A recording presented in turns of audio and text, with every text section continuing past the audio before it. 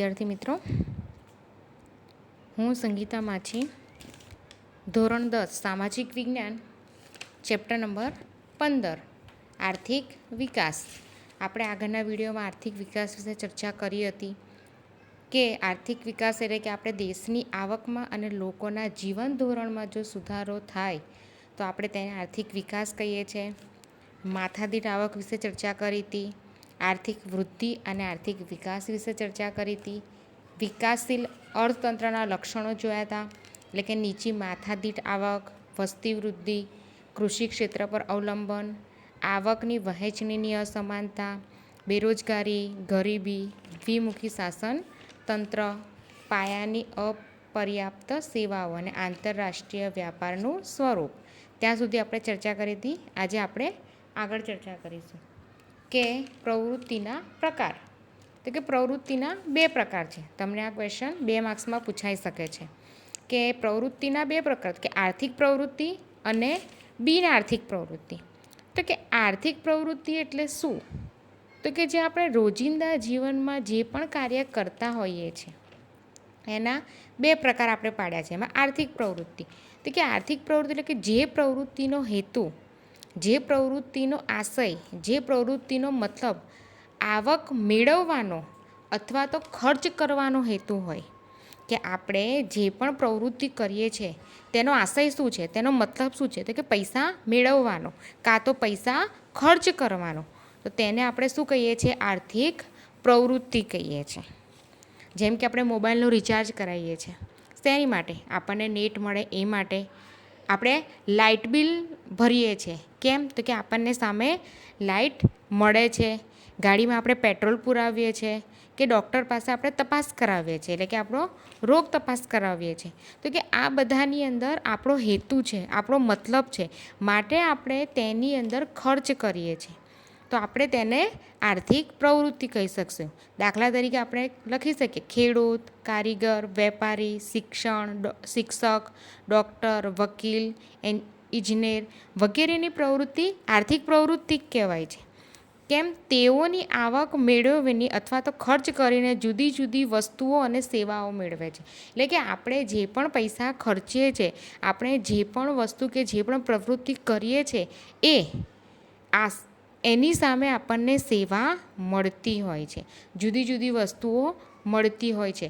જેમ કે ફોનનું આપણે રિચાર્જ કરાવીએ છીએ, આપણને સામે નેટ મળે છે, એટલા માટે આપણે આવક એની અંદર ખર્ચ કરીએ છીએ. જ્યારે એની વિરુદ્ધમાં આર્થિક પ્રવૃત્તિ. આર્થિક પ્રવૃત્તિ એટલે શું? તો કે જેની અંદર કંઈ પણ મેળવવાનો કે ખર્ચ કરવાનો હેતુ હોતો નથી. જેની અંદર આવક મેળવવાનો કે બદલો મેળવવાનો કોઈ પણ પ્રકારનો મતલબ હોતો નથી, તેને આપણે બિન આર્થિક પ્રવૃત્તિ કહીએ છીએ.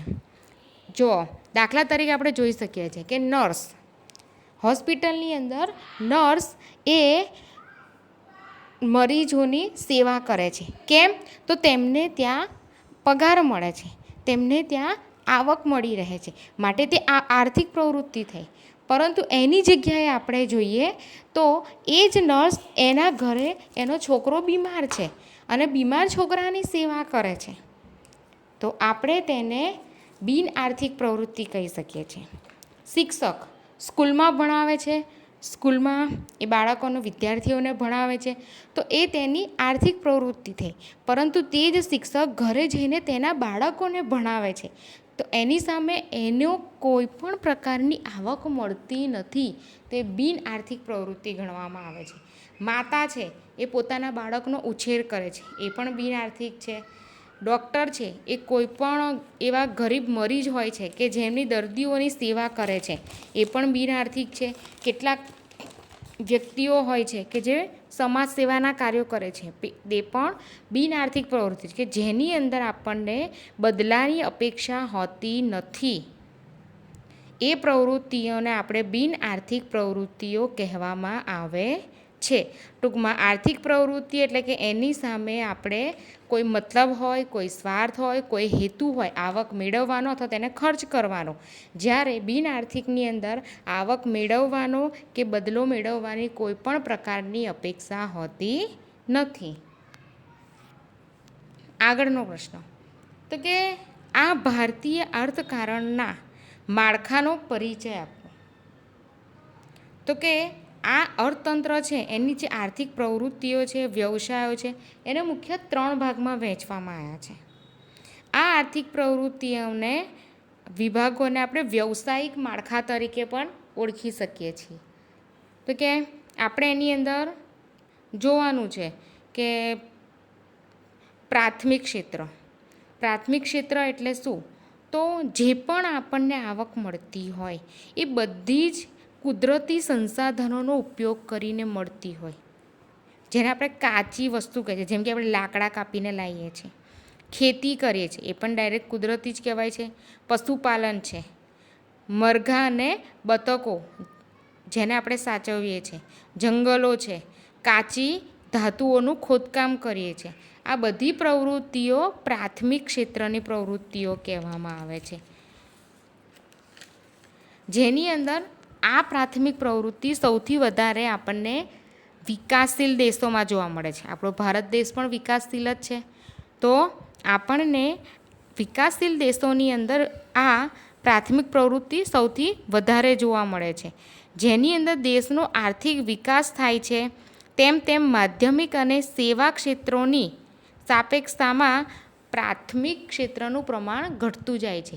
એટલે કે આપણે વિકાસશીલ દેશ તો છીએ, પરંતુ આની આગળ આપણે ચર્ચા કરીશું જ માધ્યમિક અને સેવા ક્ષેત્ર. તો કે પ્રાથમિક ક્ષેત્રનું પ્રમાણ ઘટતું જાય છે. કોની સામે? તો કે માધ્યમિક ક્ષેત્ર અને સેવા ક્ષેત્રની સામે. જેમ કે આપણે આની આગળ ચર્ચા કરીએ તો કે માધ્યમિક ક્ષેત્ર. કે માધ્યમિક ક્ષેત્ર એટલે શું? તો કે માધ્યમિક ક્ષેત્ર એટલે ઉદ્યોગોમાં કોઈ પણ કાચી વસ્તુનો ઉપયોગ કરવાનો. જેમ કે આપણે માટી તો ખોદકામ કરી દીધું, એ આપણી પ્રાથમિક ક્ષેત્ર ગણાય છે. પણ એ માટી ખોદ્યા પછી તે માટીનો ઈંટ બનાવવા માટે ઉપયોગ કરે છે, તેને માધ્યમિક ક્ષેત્ર કહેવામાં આવે છે. ખનિજનું ખોદકામ કરીએ છીએ, એ પ્રાથમિક ક્ષેત્ર છે. પરંતુ એ જ ખનિજમાંથી સળિયાને લોખંડ આપણે જે બનાવીએ છીએ, જેને આપણે માધ્યમિક સેવા ક્ષેત્ર કહીએ છીએ. એટલે કે આ વિભાગની અંદર નાના મોટા યંત્રો, બાંધકામ, વીજળી, ગેસ, પાણીનો પુરવઠો, આ બધી પ્રવૃત્તિઓનો સમાવેશ થાય છે. અને આ બધી જ પ્રવૃત્તિઓને આપણે માધ્યમિક ક્ષેત્ર કહેવામાં આવે છે, જેમાં ટાંકણીથી લઈને મોટા મોટા યંત્રો સુધી બધા જ સાધનોને આપણે ઉત્પાદન જે કરીએ છીએ એ બધા જ માધ્યમિક ક્ષેત્રમાં આવે છે. એવી જ રીતે ત્રીજું છે આપણું ક્ષેત્ર સેવા ક્ષેત્ર. તો કે સેવા ક્ષેત્ર એટલે શું? તો કે જેની તો દેખીતી રીતે આપલે કરવામાં નથી આવતી, તેને આપણે સેવા ક્ષેત્ર કહીએ છીએ. જેમ કે હું તમને એસએસ ભણાવું છું, સ્કૂલની અંદર હું તમને એસએસ ભણાવું છું, પણ તમે ઘરે જઈને એવું નથી કહી શકતા કે ભાઈ આજે હું 10 કિલો કે 5 કિલો એસએસ ભણીને આવી છું. કેમ? કારણ કે મને તમે શાળાની ફી ભરો છો, મને શાળા તરફથી પગાર મળે છે અને હું એ દ્વારા તમને ભણાવું છું. આ દેખીતી રીતે આપણે આપલે નથી કરતા, પરંતુ હું તમને શિક્ષણ આપું છું. આ સેવા ક્ષેત્ર ગણવામાં આવે છે. જેવી રીતે વ્યાપાર, વાહન વ્યવહાર, સંદેશા વ્યવહાર, શિક્ષણ. જેમ કે આપણે જોઈએ તો કરિયાણાની દુકાને આપણે પૈસા આપીએ છીએ, એ દેખીતી રીતે આપલે થાય છે. આપણે પૈસા આપીએ છીએ ને સામે વસ્તુ લે છે.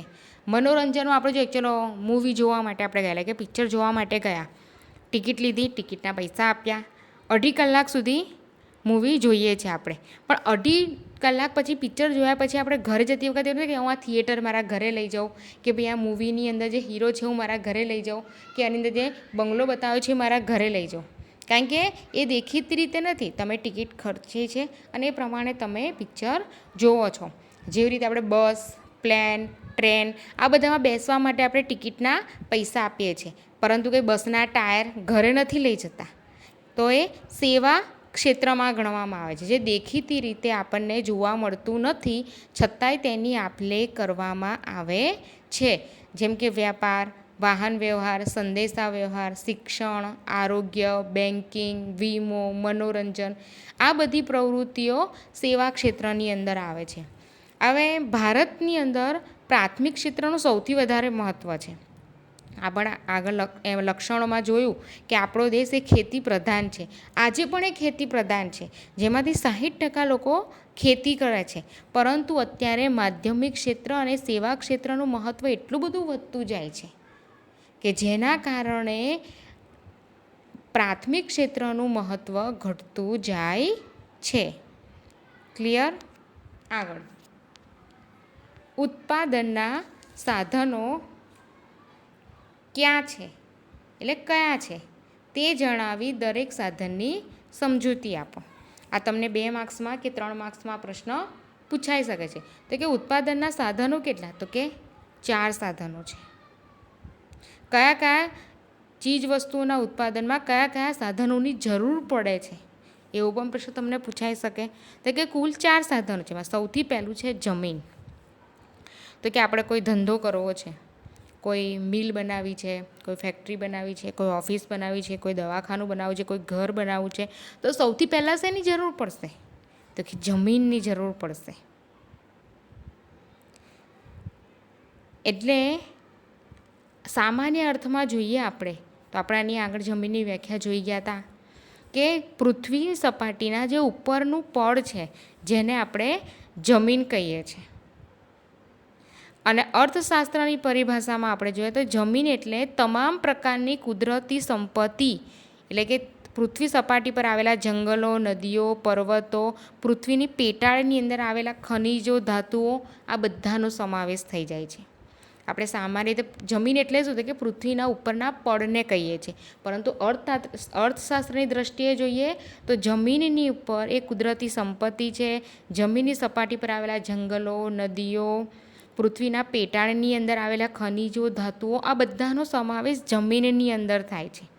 એટલે કે જમીન એ એક ઉત્પાદનનું કુદરતી સાધન છે. એટલે તમને પ્રશ્ન પૂછી શકે કે કયું સાધન કુદરતી છે? તો કે જમીન એ ઉત્પાદનનું કુદરતી સાધન છે. ક્લિયર? આગળ જમીન લેવાથી કંઈ આપણું કામ શરૂ ના થઈ જાય. જમીન તો આપણે લઈ લીધી, પણ જમીન પછી આપણે ઓફિસ, દવાખાનું જે પણ બનાવવું છે તો એની માટે શેની જરૂર પડશે? તો કે મૂડીની જરૂર પડે છે. એટલે કે આપણા બીજા સાધનનું નામ છે મૂડી. તો કે ઉત્પાદનની અંદર જે પણ માનવ સર્જિત સાધનો છે, જેમ કે યંત્રો, ઓજારો, મકાનો, ખેતી કરવી છે બરાબર એ જમીન ઉપર આપણે, તો આપણે ટ્રેક્ટર, થ્રેસર, બિયારણ, આ બધી વસ્તુઓ લાવવી પડે છે. એટલે કે એ મૂડી જે છે એનો સમાવેશ થાય છે. એટલે ઉત્પાદનની પ્રક્રિયાના ઉપયોગમાં લેવાતા માનવો દ્વારા જે બનાવેલા સાધનો છે, જે યંત્રો છે, જે ઓજારો છે, જે મકાનો છે, જેનો આપણે ઉપયોગ કરીએ છીએ તેને મૂડી કહેવામાં આવે છે. જમીન બનાવી છે, જમીન મીન્સ કે બનાવી નહીં, જમીન છે તો જમીનની ઉપર આપણે પૈસા ખર્ચીને હોટલ બનાવી દીધી, તો હવે હોટલ ચલાવીને આપણે મૂડી મેળવી શકીએ છીએ. તો હોટલ બનાવવા માટે પણ માનવ સર્જિત યંત્રોનો, સાધનોનો ઉપયોગ કરવામાં આવે છે. એટલે તમને આવા પણ પ્રશ્ન પૂછી શકે કે ઉત્પાદનમાં કયું સાધન માનવ સર્જિત છે, કયું સાધન કૃત્રિમ છે? તો એ છે મૂડી. યાદ રાખજો, પહેલો પ્રશ્ન આપણે જોયો કે ઉત્પાદનનું કયું સાધન કુદરતી છે? તો જમીન. ફરી ઉત્પાદનનું કયું સાધન માનવ સર્જિત છે અથવા તો કૃત્રિમ છે? તો એ છે મૂડી. ત્રીજું છે આપણું શ્રમ. એટલે શ્રમ એટલે કે મહેનત. કોઈ પણ વ્યક્તિ હોય બરાબર છે, એને ભૌતિક વળતર, એટલે કે હું કોઈ પણ વ્યક્તિ છે, હું 24 કલાક તમને આપું છું તો એની સામે કોઈ વળતરની પ્રક્રિયા કે ભૌતિક વળતરની અપેક્ષા હોય છે. તો કે કોઈ પણ વ્યક્તિ ભૌતિક વળતર મેળવવાની અપેક્ષાથી જે શારીરિક અને માનસિક કાર્ય કરે છે, શારીરિક એટલે શરીરથી અને માનસિક એટલે મગજનો ઉપયોગ કરીને જે પણ કાર્ય કરે છે તેને આપણે શ્રમ કહીએ છીએ. અને શ્રમ એ ઉત્પાદનનું કેવું સાધન છે? તો કે સજીવ સાધન છે. કારણ કે તેની અંદર આપણે ખેત મજૂરો, કામદારો, ડૉક્ટરો, કારીગરો, આ વગેરેના શ્રમની જરૂર આપણને પડે છે. એટલે આની અંદર શ્રમ એ ઉત્પાદનનું કેવું સાધન છે? તો કે સજીવ સાધન છે. હવે જોઈએ, જમીન લાવી દીધી, મૂડી પણ ખર્ચી દીધી, માણસો શ્રમ કરવા માટે પણ લાવી દીધા, બરાબર છે. આ બધી જ વસ્તુ લાવી દીધા પછી પણ આપણને આ બધી જ વસ્તુ ભેગી કરીને આયોજન કરવું પડે છે. અને આ જે આયોજન કરનાર વ્યક્તિ છે એને નિયોજન કહેવામાં આવે છે. શું કહેવામાં આવે છે? નિયોજન. ઉત્પાદનની પ્રક્રિયામાં જમીન મળી ગઈ, મૂડી પણ ખર્ચી દીધી, માણસો એટલે કે શ્રમ પણ લાવી દીધો, ત્રણેય સાધનોનું કુશળતાપૂર્વક સંયોજન કરે છે. ત્રણેય વસ્તુઓનું સારી રીતે સંયોજન કરી શકે એવા વ્યક્તિને આપણે નિયોજક કહીએ છીએ. કારણ કે આ ત્રણેય સાધનોની યોજના બનાવવી પડે છે અને યોજના બાદ જ તે ઉત્પાદનમાં જોડાવવાની કામગીરીને આપણે નિયોજન કહીએ છીએ. આગળનો પ્રશ્ન છે, ઉત્પાદનના સાધનોની ફાળવણી કઈ બાબતોને લક્ષ્યમાં રાખીને કરવી જોઈએ? આપણે કોઈ પણ ઉત્પાદનની ફાળવણી કરવી છે કે ચલો ભાઈ આપણી પાસે 5 ચોકલેટ છે અને સામે આપણે જેને વેચવાની છે એ 10 જણ છે. તો તમે બધાને આખી ચોકલેટ તો નહીં આપી શકો. આપણે તે રીતે તેની ફાળવણી કરવી પડે છે. તો એવી રીતે ઉત્પાદનના જે સાધનો છે એ સાધનોની ફાળવણી પણ આપણે કઈ બાબતોને ધ્યાનમાં લઈને કરવાની છે? તો કે અમર્યાદિત જરૂરિયાતો સૌથી પહેલો પોઈન્ટ છે આપણો. તો કે આપણા અહીંયા જેટલી પણ જરૂરિયાતો છે, માનવીની જરૂરિયાતો છે, અસંખ્ય અને અમર્યાદિત છે. એટલે કે માનવીની જે ઈચ્છાઓ છે એ ક્યારેય પૂરી થતી જ નથી. એની ઈચ્છાઓ અસંખ્ય અને અમર્યાદિત હોય છે. જેમ કે દાખલા તરીકે આપણે વાત કરીએ એટલે એવું કહેવાય કે માણસો એ ઈચ્છાનું પોટલું છે. કેવી રીતે? તો કે આપણને પહેલાં સાયકલ લઈ આપે છે પપ્પા લોકો, તો આપણે સાયકલ ચલાવીએ, થોડા મોટા થઈએ પછી બાઇકની ઈચ્છા રાખીએ છીએ. બાઇક આપણને આવી જાય પછી આપણને થોડાક સમય પછી કારની ઈચ્છા થાય છે. કાર આપણે લાવીએ પછી જે કાર આપણે ફેરવીએ છીએ એના કરતાં આપણને વધારે સારી અને મોટી કાર ફેરવવાની ઈચ્છા થાય છે. એટલે કે આપણી ઈચ્છાઓ ક્યારેય પૂરી થતી જ નથી. એક ઈચ્છા આપણે સંતોષાય એની સામે બીજી ઘણી ઈચ્છાઓ વારંવાર ઊભી થઈ જાય છે અને એના કારણે તેને વારંવાર સંતોષવી પડે છે. એટલે કે ઈચ્છા પૂરી થાય એની સામે બીજી ઈચ્છા તો તૈયાર જ હોય છે. એટલે કેટલીક જરૂરિયાતો એવી પણ હોય છે જે વિજ્ઞાન અને ટેકનોલોજીના વિકાસના કારણે ઉદ્ભવે છે. અને આ અનેક કારણોસર જરૂરિયાતો અમર્યાદિત બને છે. એટલે કે આપણી જે જરૂરિયાતો છે એ કેવી છે? અમર્યાદિત છે. ત્યાર પછી આગળ જરૂરિયાતોનું અગત્યનું ક્રમ. એટલે કે આપણે જોઈએ તો કે અમર્યાદિત જરૂરિયાતોની સામે ઉત્પાદનના સાધનો મર્યાદિત છે હોવાથી કઈ જરૂરિયાતો વધુ અગત્યની છે તે નક્કી કરી જરૂરિયાતોને અગત્યનું ક્રમ મુજબ સંતોષવી જોઈએ. ચલો સમજો, આપણી પાસે 200 રૂપિયા છે. આપણી ઈચ્છા એવી છે કે હું 200 રૂપિયામાં એક બુક ખરીદું, 200 રૂપિયામાં હું મોલમાં જઈને સારા કપડાં ખરીદું, 200 રૂપિયામાં જ હું સારી હોટલમાં જઈને જમું, 200 રૂપિયામાં જ હું પિક્ચર જોવા માટે જાઉં. તો આપણી પાસે છે તો 200 જ રૂપિયા, પણ એની સામે આપણી ઈચ્છાઓ કેટલી છે? અમર્યાદિત છે, ઘણી બધી છે. પણ એમાંથી આપણી માટે સૌથી જરૂરિયાતની ઈચ્છા કઈ છે? જે સમયે આપણી પાસે જેટલા પૈસા છે એ સામે આપણે કઈ જરૂરિયાત છે જે સૌથી વધારે અગત્યની છે એ સૌથી પહેલાં આપણે તેને સંતોષવી જોઈએ. ત્યાર પછી બીજી જરૂરિયાતોને સમય આવે પૂરી કરવી જોઈએ. એટલે કે જે જરૂરિયાત વધારે અગત્યની હોય તેને પ્રથમ સંતોષવી જોઈએ અને ત્યાર પછી તેને અન્ય જરૂરિયાતો સંતોષવી જોઈએ. જેમ કે આપણે વાત કરીએ છીએ, મમ્મી પપ્પાને આપણે એવું કહીએ છીએ કે ચલો મમ્મી પપ્પા મને આ વસ્તુ જોઈએ છે, કે ચલો આપણે સ્કૂલની ફી ભરવાની છે અને એની સામે આપણે બાઇક પણ જોઈએ છે અથવા તો લેપટોપ જોઈએ છે, તો આપણી પેરેન્ટ્સને કહીએ છીએ કે ભાઈ મને બાઇક પણ જોઈએ છે અને લેપટોપ પણ જોઈએ છે અને સ્કૂલની ફી પણ ભરવાની છે. તો એ સમયે આપણા મમ્મી પપ્પા કહે છે કે આ મહિને આપણે સ્કૂલની ફી ભરી દઈએ અને આવતા મહિને હું તને બાઇક અપાવડાવીશ કાં તો લેપટોપ અપાવડાવીશ. તો આ શું છે? તો સૌથી પહેલી આપણી જરૂરિયાત શું છે કે આપણી સ્કૂલની ફી ભરવી અને ત્યાર પછી આપણી જરૂરિયાત છે કે આપણે બાઇક કે લેપટોપ લાવીએ. એટલે કે સૌથી પહેલી જરૂરિયાત. ધારો કે એવું હોય કે એ સમયે આપણે બીજી કોઈ જરૂરિયાત છે જે સૌથી પહેલાં સંતોષવાની જરૂરિયાત છે, તો આપણે એ સંતોષીએ છીએ અને ત્યાર પછી બીજી જરૂરિયાતો સંતોષવામાં આવે છે. આગળ મર્યાદિત સાધનો, તો કે કુદરતી સંપત્તિ અને માનવ સંપત્તિ એ ઉત્પાદનના મુખ્ય સાધનો છે. આ સાધનો મર્યાદિત છે અને તેનો કરકસરપૂર્વક ઉપયોગ કરવો જોઈએ. પસંદ કરેલી જરૂરિયાતોને ધ્યાનમાં રાખીને ઉત્પાદનના સાધનોની ફાળવણી કરવી જોઈએ. એટલે કે આપણી પાસે જે પણ કુદરતી સંપત્તિ છે કે માનવ સર્જિત સંપત્તિ છે, આ જે સંપત્તિ છે એ કેવી છે? તો કે મર્યાદિત છે અને આપણે તેનો કરકસરપૂર્વક ઉપયોગ કરવો જોઈએ કે જે લાંબા સમય સુધી ચાલી શકે અથવા તો આપણી ભાવિ પેઢી પણ તેનો ઉપયોગ કરી શકે. સાધનોનો વૈકલ્પિક ઉપયોગ. વૈકલ્પિક એટલે વિકલ્પ. તમને કોઈ એક પ્રશ્ન આપ્યો છે, આપણે KBCમાં જોઈએ છે ને કોણ બનેગા કરોડપતિમાં, એક પ્રશ્ન આપ્યો હોય અને એની સામે 4 ઓપ્શન આપ્યા હોય, તો આપણે એમાંથી કોઈ પણ એક ઓપ્શનને સિલેક્ટ કરીએ છીએ. તો એવું અહીંયા પણ છે કે તમને કોઈ એવું સાધન છે જે એક કરતાં વધારે ઉપયોગમાં આવતું હોય તો તે અનેક ઉપયોગો ધરાવે છે અને તે સાધનોનો એક સમયે એક જ વાર ઉપયોગ થઈ શકે છે. તેથી આ ઉપયોગ વૈકલ્પિક છે એમ કહી શકાય.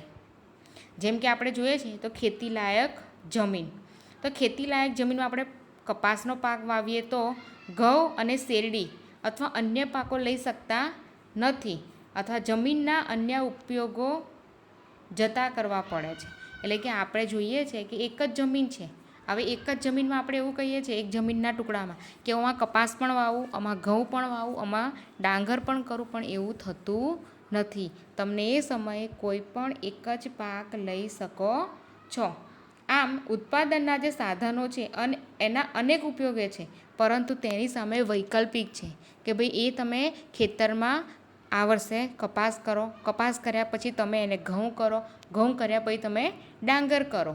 એટલે કે તમારી જરૂરિયાત જે હોય છે એ સૌથી પહેલાં એટલે કે વૈકલ્પિક આપણને ભૌતિક સાધનોનો ઉપયોગ કરવો જોઈએ. તમને આ પ્રશ્ન બીજી રીતે પણ પૂછી શકે કે ઉત્પાદનના સાધનો વૈકલ્પિક ઉપયોગો ધરાવે છે, કારણ સમજાવો. આવો પ્રશ્ન પણ તમને પૂછી શકે. આગળની ચર્ચા આપણે આગળના વિડીયોમાં કરીશું.